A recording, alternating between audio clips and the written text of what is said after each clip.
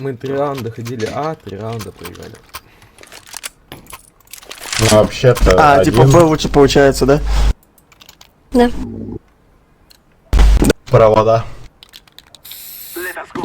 Пизда. Твоя. Моя. С тебя конфет туда я.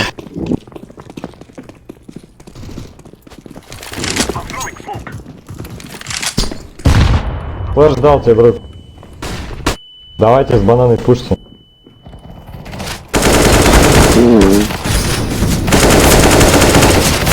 Да, меня ебут, как хотят. Отлично. Шорт. Я хп мало. А тебе нормально с одним хп? Да. Пизда тебе. Сейчас гранатами закидают.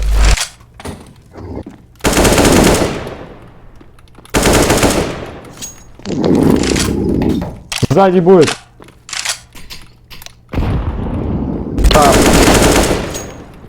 А так можно было? У тебя как, все нормально? Если ты сейчас умер, я бы, наверное, вышел.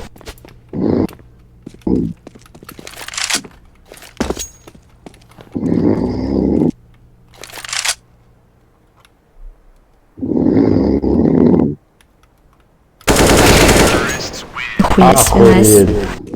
Брат, я твой фанат, нахуй. Можешь расписаться мне на сиськах?